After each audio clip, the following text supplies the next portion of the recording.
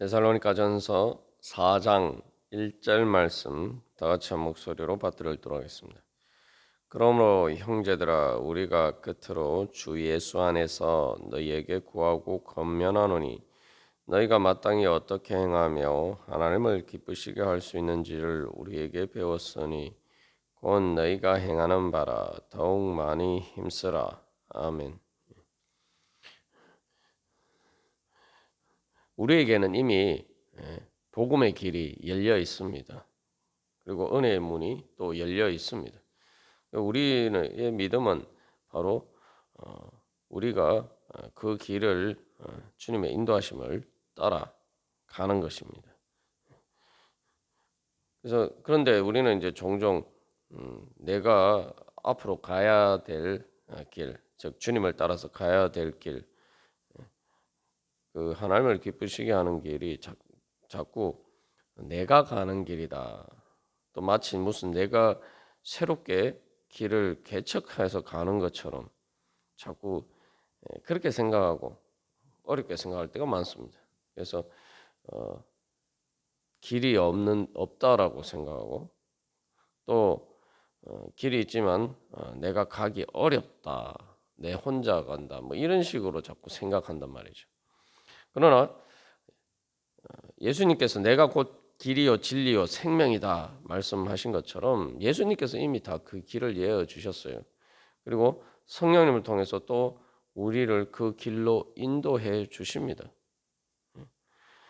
그래서 뭐 길이 없다거나 아니면 길을 가는 것이 어렵다거나 우리가 이렇게 생각할 것이 아닙니다. 문제는 우리가 믿음으로 주님의 뒤를 따라가느냐의 문제라는 거죠. 하나님 나라에 들어가는 것도 마찬가지죠. 결국 우리가 이 사도 바울이 행하는 건다는 것도 걸어간다는 의미고 그것은 또 하나님 나라를 향해서 걸어가는 것이고 살아가는 문제입니다. 근데 예수님께서 말씀하셨어. 하나님 나라에 들어가려면은 어린아이와 같이 되어야 된다라고 말씀하셨어요. 마치 무슨 대단한 능력이 있어서 어, 위지의 길을 마치 뭐 신대륙을 발견하듯이 모험을 하듯이 탐험을 하듯이 그렇게 내가 천국 가는 길을 개척해야 되는 게 아니란 말이죠.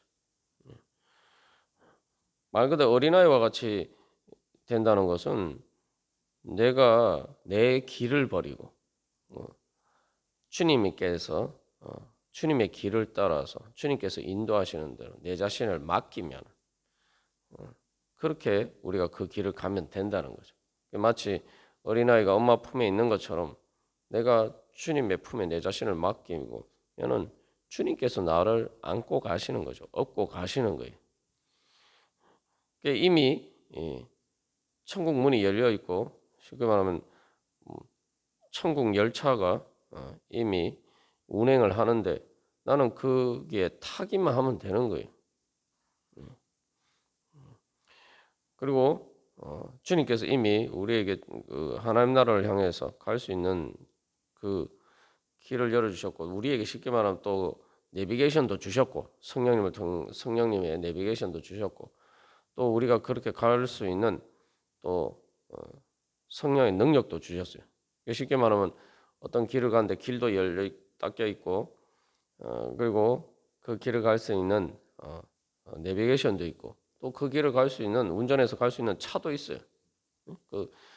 그래서 내비게이션이 성령의 인도하심이고 그 차가 또 성령의 능력이다. 그렇게 볼 수가 있습니다. 하나님께서 우리에게 주신 또 성령을 통해 주신 영이라고 볼 수 있죠. 그래서 차에 또 기름도 넣을 수 있어요. 성령의 기름을 우리가 믿음으로 구하면 언제든지 공급받을 수가 있어요. 내가 운전해서 가기만 하면 된다 그 말이죠. 그래서 사도 바울이 너희가 지금까지 행하지 않았느냐 그냥 그대로 계속 가면 된다는 것입니다.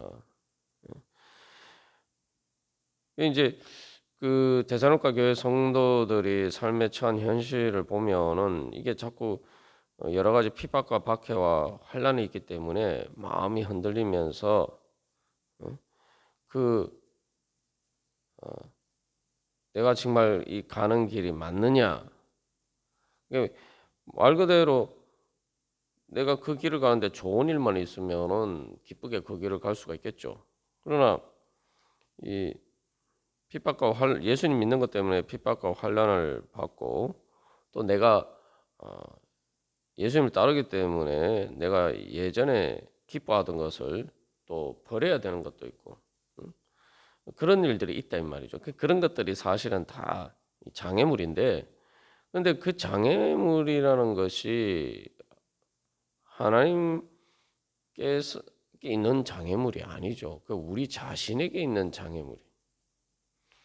그러니까 이 탕자의 비유에서 이 맏아들이 아버지가 잔치 자리에 들어가자라고 이야기하잖아요. 근데 맏아들이 본인이 싫어서 원하지 않았다고 해서 원하지 않아서 안 들어가려고 한다는 거죠.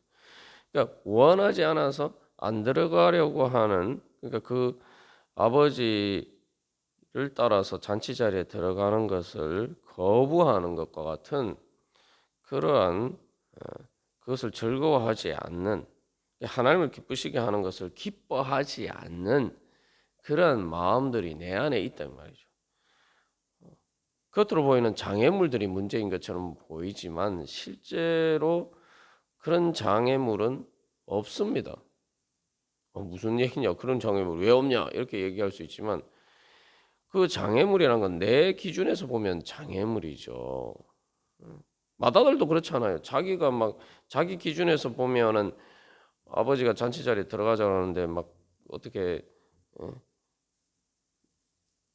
동생은 그 탕자는 그렇게 대접하면서 자기는 지금까지 어떻게 그렇게 대접했냐? 뭐 이런 식으로 이제 생각을 한단 말이죠. 그래서 그런 문제들이 있을 때 그 맏아들 입장에서는 그게 장애물인데 그 마음의 장애물은 자기가 원하지 않는 것, 자기가 즐거워하고 기뻐하지 않는 것이기 때문에 생긴 장애물입니다.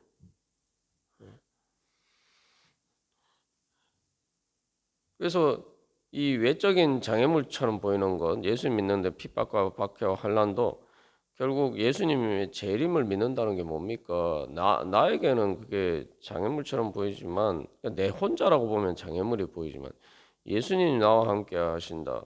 그럼 예수님께도 그것이 장애물입니까? 예수님께도 그런 것들이 장애물이라면은 우리가 그런 예수님을 믿을 필요가 없어요.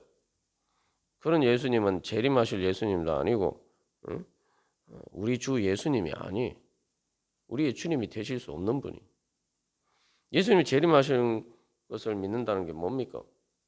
예수님의 최후의 심판자로서 그런 모든 것들을 이기고 승리하실 것이다. 우리가 주님을 사랑하고 주님을 기뻐하시는 우리가 주님을 기뻐하면은 우리를 사랑하시고 우리를 기뻐하시는 하나님의 사랑이 모든 것을 이기고 승리할 것이다. 믿는 거죠. 왜냐하면 주님께서 우리를 그렇게 사랑하시고 또 우리 그런 사랑으로 이길 수 있는 승리할 수 있는 능력을 가지셨기 때문에 그러니까 하나님이죠. 그러니까 재림하실 예수님이시죠. 그러니까 그런 외적인 장애물도 장애물이 아니에요. 그냥 그 외적인 장애물이를 하나님께서 능히 이기지 못, 극복할 수 있도록 해주시지 못한다라는 하나님께 대한 불신의 장애물이 내 안에 있는 것이죠. 그러니까 결국 그 장애물도 사실은 내 안의 장애물이.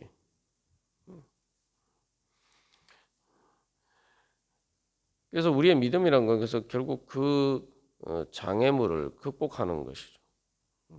이게 그 콜럼버스가 신대륙 발견하기 위해서 배를 타고 이 서쪽으로 대서양을 건너서 서쪽으로 가려고 할 때도 마찬가지죠. 콜럼버스는 지구가 둥글다고 믿었단 말이에요. 그러나 많은 사람들은 지구가 둥글지 않고 대서양 쪽으로 서쪽으로 가면은 절벽 낭떠러지와 같은 곳이 있어서 죽는다 이렇게 생각했단 말이죠. 그렇게 믿는 사람들 입장에서는 콜럼버스의 배를 타고 콜럼버스를 따라서 항해한다는 것은, 서쪽으로 항해한다는 것은 할 수 없는 일이란 말이죠. 말 그대로 죽는 길이란 말이죠. 그 장애물이 현실적인 장애물입니까? 잘못된 신념 가운데 잘못된 정보와 그 잘못된 정보를 믿는 잘못된 신념이 그들 안에 장애물을 만든 거죠. 객관적인 장애물이 아니.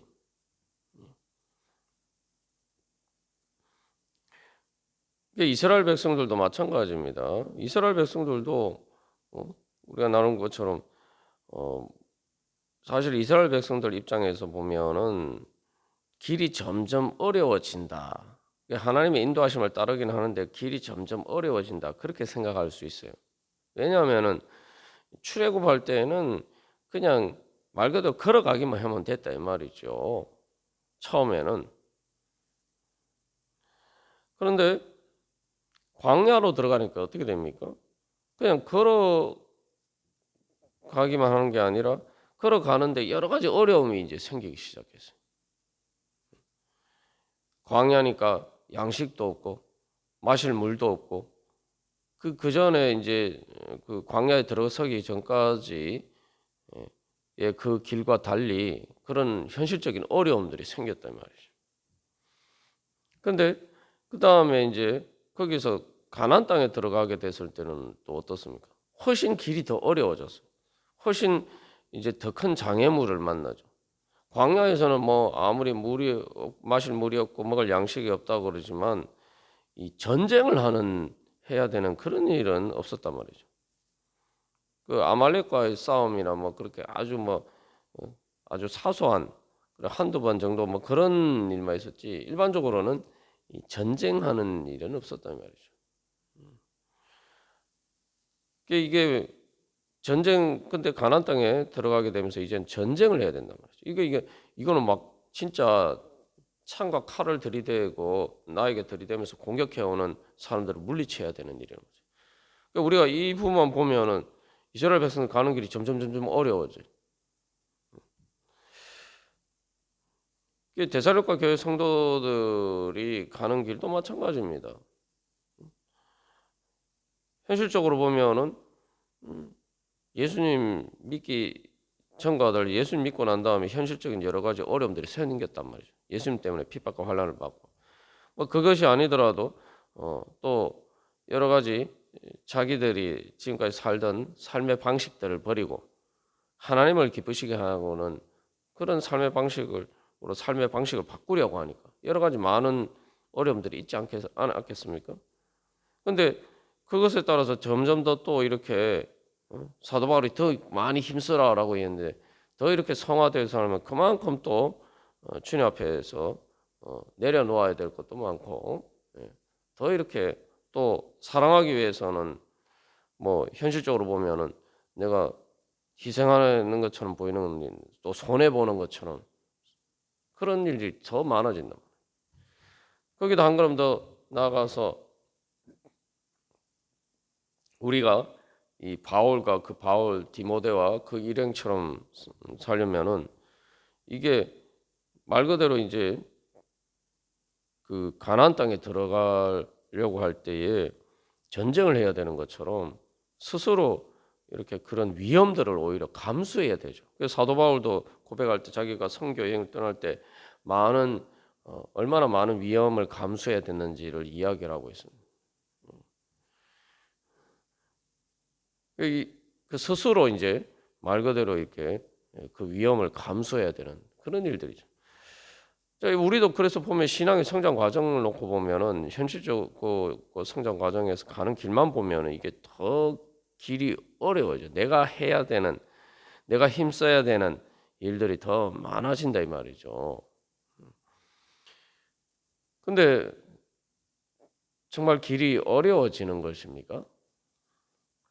그건 우리 자신만 보면 그렇죠. 우리 자신만이라고 하지만 사실 엄밀하게 하면 이제 그 환경을 이야기하는 거죠.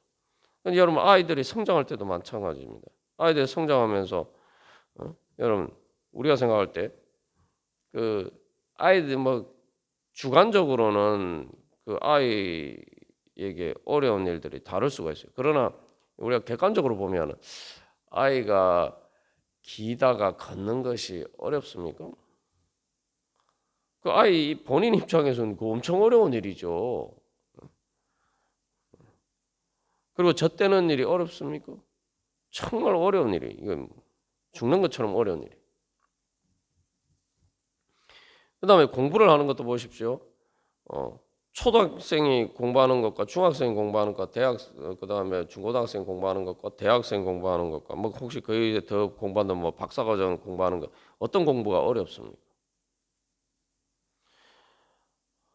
대학생 공부하는 것과 초등학생 공부하는 것이 차원이 다르게 어렵죠.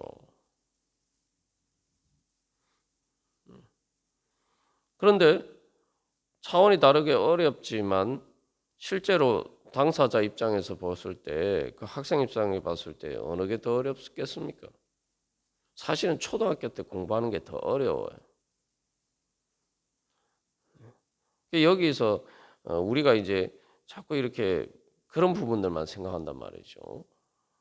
그러나 중요한 것은 내가 능력이 그만큼 생기면은 이게 어렵다는 건 사실 주관적인 문제예요. 내가 그만큼 능력이 있으면은 그만큼 수월해지는 거죠.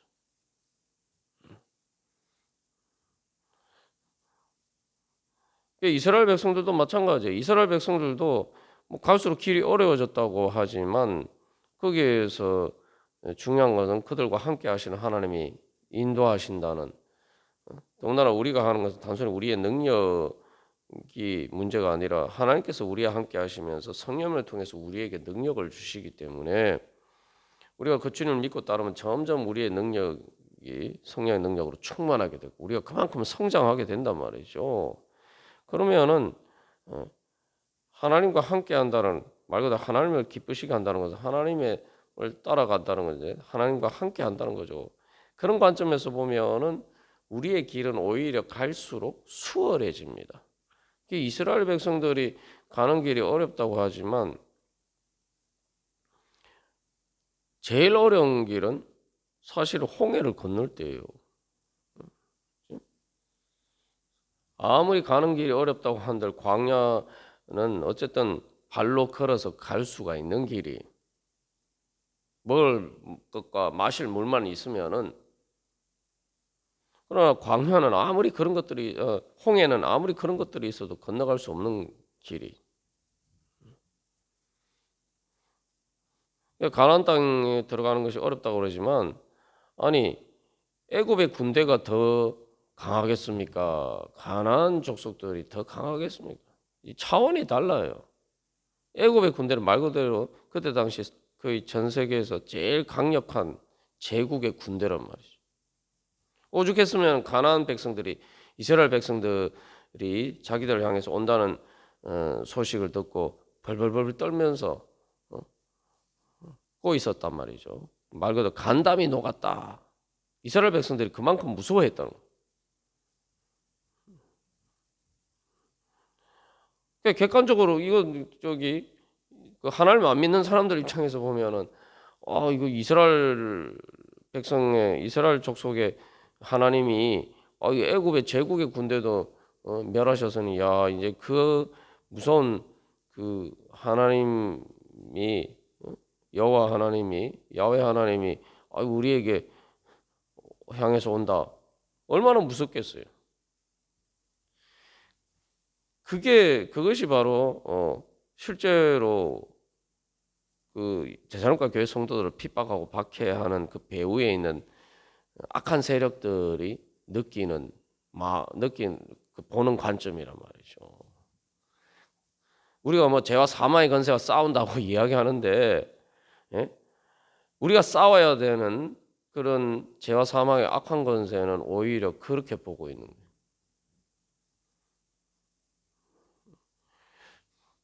그러니까 두려우니까 이제 자기들의 두려움을 숨기고 이제 위장 전술로 우리를 자꾸 이제 속이려고 하는 거예요.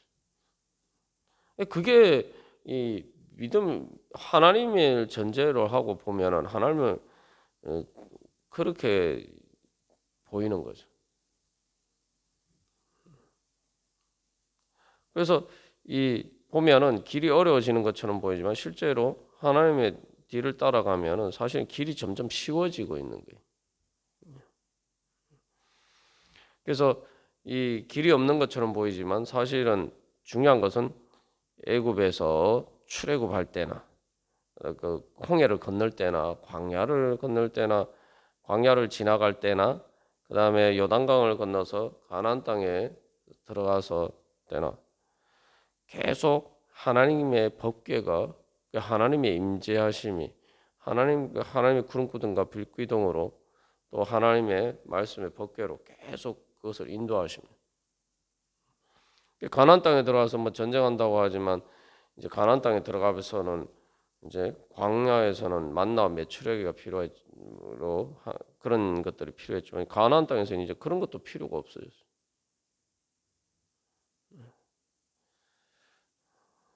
그래서 우리가 그래서 어제 이제 전도와 관련돼서 그 말씀을 나눈 게 바로 그런 겁니다. 전도라는 거 내가 예수님 믿고 그래서 전도받아서 세례를 받는 것은 홍해를 건너는 것에 비유해서 사도 바울도 그 세례 받는 것을 홍해 건너는 것을 비유하고 있습니다.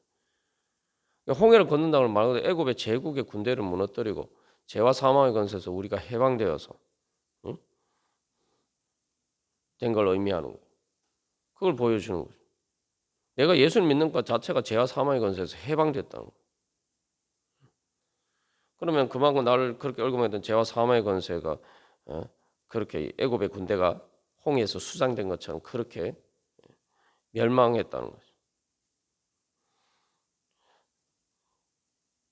그런 일이 사실은 제일 어려운 일이 이미 하나님께서 우리를 통해서 이루셨고 중요한 것은 바로 그 일 가운데 내가 그런 정말 어렵게 보이는 다른 믿지 않는 사람들 아직 믿지 않는 사람들 그런 사람들 보기에는 제일 어려운 일을 정말 어려운 일을 내가 쉽게 했다는 말이죠. 내가 선택해서. 여러분 교회 나오는 게 어렵습니까?